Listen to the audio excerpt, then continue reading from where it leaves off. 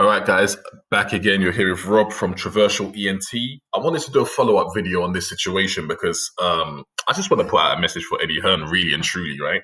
Now, Mr. Hearn, you've got the public, you've intrigued the public with your interest in Terence Bud Crawford.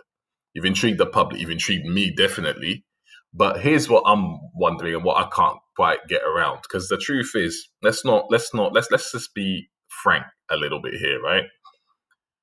Matchroom and the Zones, both companies, right? They're stable for welterweights.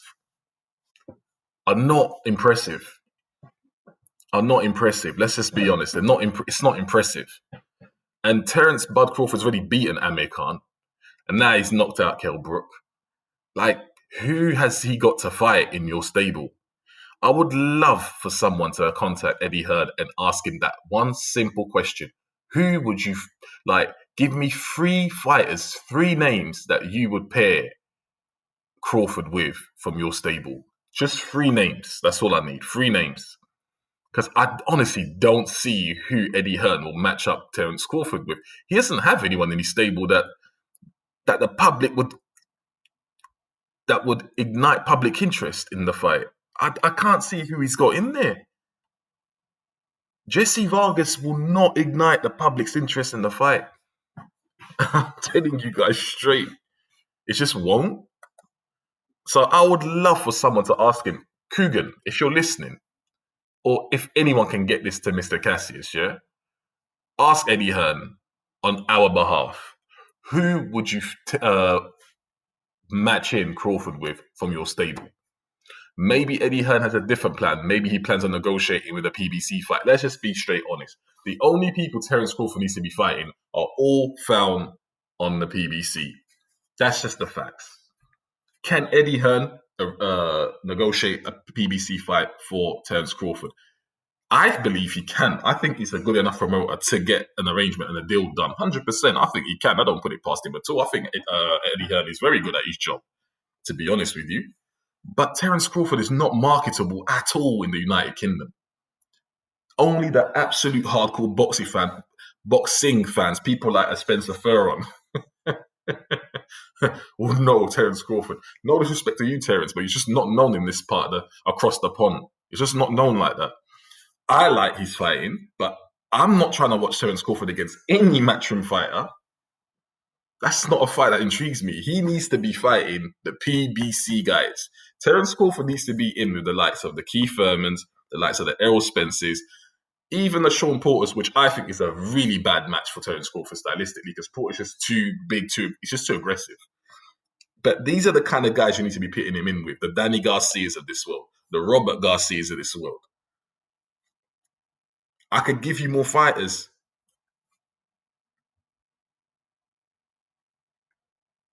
Moving Terence up 154, that's not a smart move. Terence Crawford won't beat someone like a Jermell Charlo. No, there's just too much of a power difference.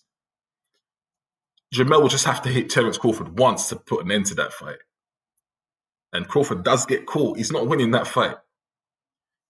Would you put Terence Crawford in against someone like Jarrett Hurd? The size difference will be insane.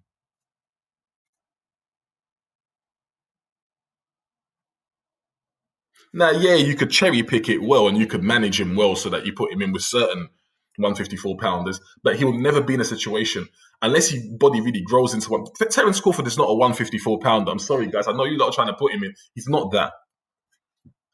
Not at the moment, anyway. He needs to sort out and take care of business at 147. Let me state something else.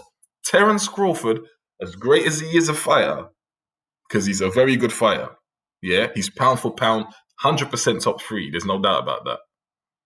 But he has not achieved enough in the welterweight division to put himself at the top there. He hasn't. Keith Thurman's done way more than someone like Terence Crawford has ever done. Porter's done way more than Crawford's ever done. Crawford's beaten. Who has he beaten in the welterweight division? He has beaten a washed-up fighter in Kell Brook. Kell Brook is a shot fighter. When a fighter can no longer take a punch, he's done. He needs to hang him up. Kell Brook has no business returning into a ring. He doesn't. He's shot. He clearly cannot take a punch at this point in his career now. Kell Brook should not have been knocked out by that hit that Terence Crawford caught him with. Although he caught him blind, he didn't see the shot coming. He should not have had that type of devastating effect it had on Brook. And if this was Kell Brook 5 years ago, it wouldn't have had that same effect. But Father Time catches up with everyone. When you stay at the ring long enough, that can be it for you. So you beating Kell Brook, yes, you've beaten a big name, and remember, Kell Brook had the better of Terence Crawford, in my opinion, almost the whole fight, except maybe the round he got knocked out in, and Terence was starting to come up in the previous round before that. So round 3, it was a swing round. Terence was finding his groove. Round 4, game over. 1 and 2, Kell Brook had the better of Crawford. He had the better of the jabs, right? Now, I always knew Brook would pose those type of problems, but what's going to happen when Brook hits Crawford? And he did. He caught him clean, but Crawford took these shots. When Crawford hit him, it was, in my opinion, okay, you could call it a power shot. I call it a power jab hook. It was like a jab hook. Took him out. How much credit can you give a guy who's beaten a shot fighter? Do you think I give, what's his name? The guy that beat Mike Tyson. What's his name? The British guy who beat Mike Tyson. His name is completely gone out my head.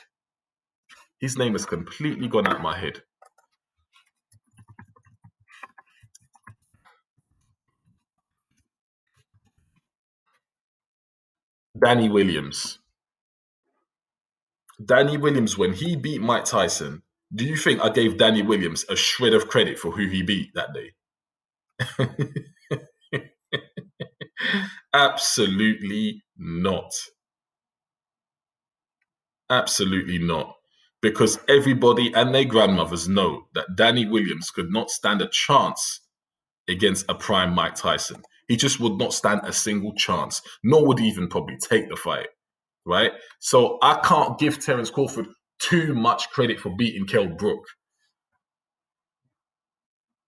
I just can't, especially because Kell Brook was winning the first 2 rounds. I just can't. I mean, I think it's great for Terence Crawford, and I've given him some level of props, but I'm not going to put him at the top of the welterweight. I'm not going to crown him the welterweight king. I'm not going to do that. Even if he's got the abilities to be that, he needs to show me that he can do it. Beat a top caliber fighter who is in his prime.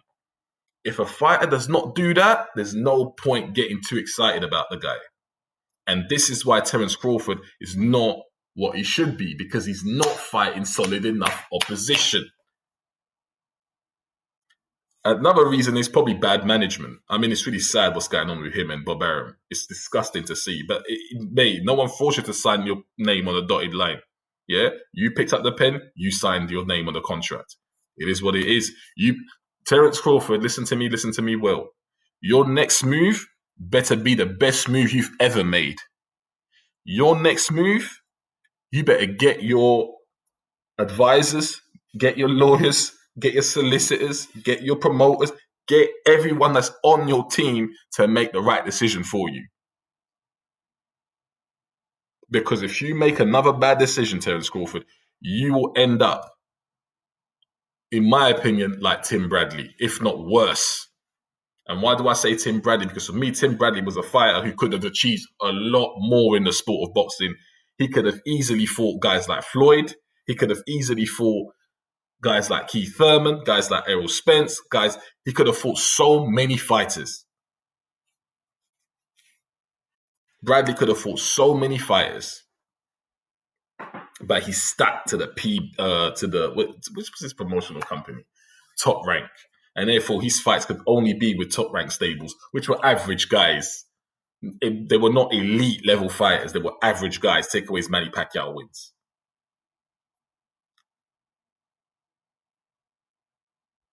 And defeats, for that matter. Terence, you don't want to go on that angle. Choose wisely, Mr. Crawford.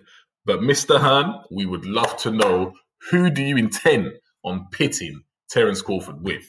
That's the $1 million question that I really want to know. And that's what I would love to ask Eddie Hearn right about now. So guys, you're here with Rob from Traversal ENT, signing out.